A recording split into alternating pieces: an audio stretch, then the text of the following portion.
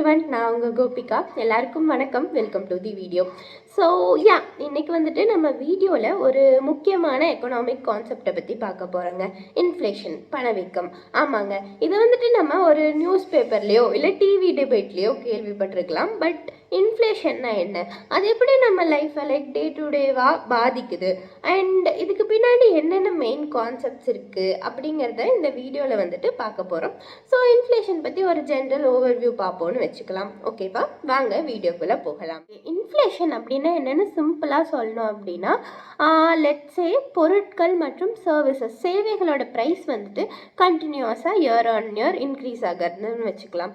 Like இப்போ வந்துட்டு இந்த பொருட்கள் மற்றும் சர்வீசஸோட ப்ரைஸ் வந்துட்டு இன்க்ரீஸ் ஆகிறப்போ நம்மளோட பையிங் பவர் வாங்கும் சக்தி வந்துட்டு குறையுது. அதாவது எப்படின்னா, இது வந்து கொஞ்சம் மணியோட வேல்யூவை வந்துட்டு டிக்ரீஸ் பண்ணுதுன்னு சொல்லலாம்.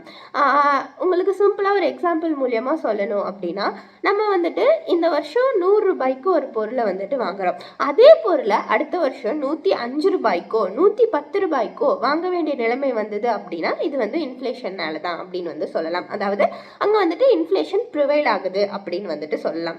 ஸோ ஜென்ரலாக இந்த இன்ஃப்ளேஷனை வந்துட்டு எப்படி மெஷர் பண்ணுறாங்க? சிபிஐ, கன்சியூமர் ப்ரைஸ் இண்டெக்ஸ் அப்படின்னு ஒரு ஸ்கேல் மூலியமாக இதை வந்துட்டு மெஷர் பண்ணுறாங்க. லைக் ஒரு specific basket of goods, let's say அரிசி, காய்கறிகள், அத்தியாவசியமான பொருட்கள், பெட்ரோல், வீட்டு வாடகை, இந்த மாதிரி ஒரு ஸ்பெசிஃபிக் பேஸ்கெட் ஆஃப் குட்ஸை வந்துட்டு கன்சிடர் பண்ணி அதோட ப்ரைஸில் வர சேஞ்சஸை வந்துட்டு மெஷர் பண்ணி ஆவரேஜாக எடுக்கிறது தான் வந்துட்டு இந்த இன்ஃப்ளேஷன் அப்படின்னு வந்துட்டு சொல்லலாம். லைக் இப்படி தான் இன்ஃப்ளேஷன் ரேட்டை வந்துட்டு அவங்க கால்குலேட் பண்ணுறாங்க. இந்த இன்ஃப்ளேஷன் வந்துட்டு எதனால் வருது? ஸோ இதுக்கு வந்துட்டு நிறைய காரணங்கள் இருக்குது. பட் மெயினாக 2 காரணம் இருக்குது. அது என்னன்னு வந்துட்டு பார்த்துடுவோம். ஃபர்ஸ்ட் வந்துட்டு டிமாண்ட் புஷ் இன்ஃப்ளேஷன், அதாவது தேவைகள் அதிகரிப்பதனால வர இன்ஃப்ளேஷன். இப்போ வந்துட்டு ஒரு எக்கனாமியில் வந்து ப்ராடக்ட்ஸ்க்கும் சர்வீஸ்க்கும் டிமாண்ட் அதிகமாகுது. அதாவது சப்ளையை விட அதோட தேவை வந்துட்டு மார்க்கெட்டில் அதிகமாக இருக்குது. இந்த நேரத்தில் வந்துட்டு இன்ஃப்ளேஷன் கண்டிப்பாக வரும். இது எப்படி சொல்கிறது அப்படின்னா, மக்கள்கிட்ட வந்துட்டு பணம் நிறையா இருக்குது, அதனால நிறைய பொருட்களை வாங்க விரும்புகிறாங்க. பட் அவங்களுக்கு தேவைப்படுற பொருள் வந்துட்டு மார்க்கெட்டில் இல்லை, ரொம்பவே கம்மியாக இருக்குது. ஸோ இதனால அந்த பொருட்களோட விலையை வந்துட்டு இது ஆட்டோமேட்டிக்காக இன்க்ரீஸ் பண்ணுது. ஃபார் எக்ஸாம்பிள், ஃபெஸ்டிவல் டைமில் வந்துட்டு ப்ரைஸஸ் வந்துட்டு இன்க்ரீஸ் ஆகிறத நம்ம நேர்லேயே பார்த்துருப்போம். ஸோ இது வந்துட்டு ரொம்ப ஷார்ட் பீரியடில் நடக்குது. இன்ஃப்ளேஷன் அப்படிங்கிறது வந்துட்டு வருஷ கணக்கில், ரைட், லைக் ஸ்லோ ரேட்டில் நடக்குது அப்படின்னு வந்துட்டு சொல்லலாம். அடுத்து வந்துட்டு காஸ்ட் புல் இன்ஃப்ளேஷன், செலவுகள் அதிகரிப்பதனால வர்ற இன்ஃப்ளேஷன். இது எப்படி சொல்லலாம் அப்படின்னா, இப்போது ஒரு ப்ராடக்டை ப்ரொடியூஸ் பண்ணுறதுக்கு, உற்பத்தி செய்கிறதுக்கான விலை வந்துட்டு அதிகமாகிறப்போ இந்த மாதிரி இன்ஃப்ளேஷன் வந்துட்டு ஏற்படுது. இப்போ வந்துட்டு க்ரூட் ஆயில் எடுத்துப்போம். இப்போ க்ரூட் ஆயில் ப்ரொடியூஸ் பண்ணுற காஸ்ட் வந்துட்டு இன்க்ரீஸ் ஆகுது. இதனால் என்ன ஆகும்? அல்டிமேட்டாக பெட்ரோலோட காஸ்ட்டும் வந்துட்டு இன்க்ரீஸ் ஆகுது இல்லையா? இஃப் சப்போஸ் பெட்ரோலோட காஸ்ட் வந்துட்டு நம்ம மார்க்கெட்டில் இன்க்ரீஸ் ஆனால் என்ன ஆகும்? இது எல்லா பிஸ்னஸுமே அஃபெக்ட் ஆகும். லைக் ஹோல் டிரான்ஸ்போர்ட்டேஷன் சர்வீஸ்க்கான காஸ்ட் வந்துட்டு அதிகமாகும். இதனால ரா மெட்டீரியல்ஸ்க்கான காஸ்ட் வந்துட்டு அதிகமாகும். ஸோ அல்டிமேட்டாக இது வந்து எல்லா ப்ராடக்ட்ஸோட ப்ரைஸையும் வந்துட்டு இன்க்ரீஸ் பண்ணும் இல்லையா? ஸோ இதனால் எம்ப்ளாயீஸோட சேலரி வந்துட்டு ஆட்டோமேட்டிக்காக இன்க்ரீஸ் ஆகும். ஸோ இந்த மாதிரி சப்ளை செயினில் வந்துட்டு வர ஒரு டிஸ்டர்பன்ஸ்னால வந்து இந்த மாதிரி இன்ஃப்ளேஷன் வந்துட்டு ஏற்படுதுன்னு சொல்லலாம். வந்துட்டு இந்த இன்ஃப்ளேஷனோட எஃபெக்ட்ஸ் பற்றி பார்த்துடலாம். இன்ஃப்ளேஷன் வந்துட்டு நல்லதா கெட்டதா எக்கானமிக்கு? ஸோ ஆக்சுவலி இதுக்கு வந்து பாசிட்டிவ் இம்பேக்டும் இருக்குது, நெகட்டிவ் இம்பேக்டும் இருக்குது. ஃபர்ஸ்ட் வந்துட்டு நெகட்டிவ் இம்பேக்டை பார்த்துடலாம். ஸோ முன்னாடியே பார்த்த மாதிரி இது வந்துட்டு பையிங் பவரை வந்துட்டு குறைக்குது. லைக் இயர் ஆன் இயர் நீங்கள் பணம் வச்சுருக்கீங்க, இன்றைக்கி 100 ரூபாய்க்கு 2 பொருள் வாங்கினீங்கன்னா அடுத்த வருஷம் அந்த 2 பொருளை கம்ப்ளீட்டாக வாங்க முடியாது, அதோட குவான்டிட்டி வந்துட்டு நீங்கள் குறைச்சி தான் வாங்க முடியும் அப்படின்னு வந்துட்டு வச்சுக்கலாம். அடுத்து வந்துட்டு என்னென்னா வந்து இது சேவிங்ஸை வந்துட்டு டிஸ்கரேஜ் பண்ணுதுன்னு கூட சொல்லலாம்.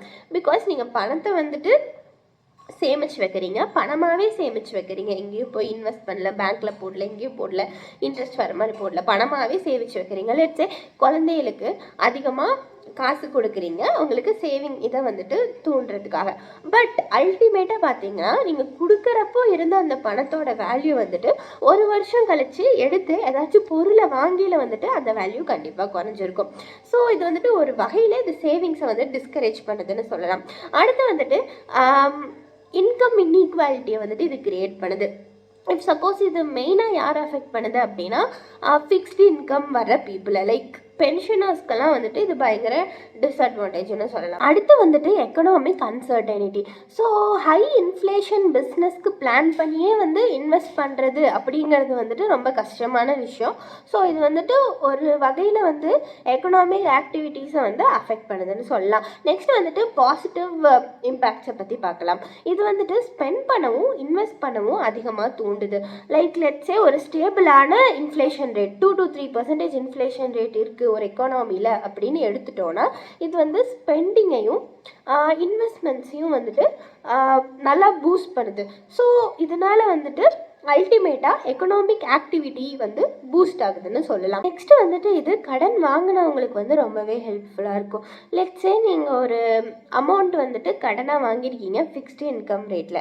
இது வந்துட்டு நீங்கள் அதை திருப்பி அடைக்கிறதுக்கு உங்களுக்கு ரொம்பவே ஈஸியாக இருக்கிறதுக்கு ஹெல்ப் பண்ணும்.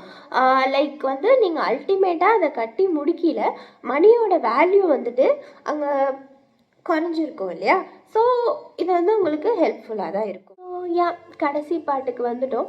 2025 ஜூன் ஸ்டேட்டஸ் படி இந்தியாவோட ரீட்டைல் இன்ஃப்ளேஷன் ரேட் வந்துட்டு குறைஞ்சிட்டு வரதா ஒரு இன்ஃபர்மேஷன் இருக்குது. இது வந்துட்டு எக்கானமிக்கு நல்லது தான், பிகாஸ் ப்ரைஸஸ் வந்துட்டு ஸ்டேபிள் ஆகிறத காட்டுது. இந்த இன்ஃப்ளேஷன் வந்துட்டு ஒரு பார்ட் ஆஃப் தி எக்கானமி தான், இதை கம்ப்ளீட்டாலாம் எலிமினேட் பண்ணிட முடியாது.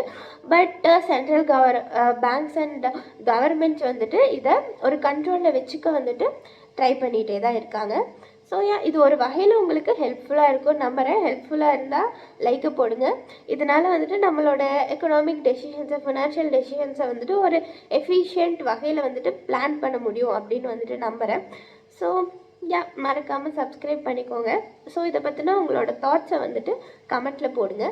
அண்டில் தென் பாய். நம்ம வந்துட்டு ஒரு நல்ல டாப்பிக்கில் வந்துட்டு சந்திப்போம்.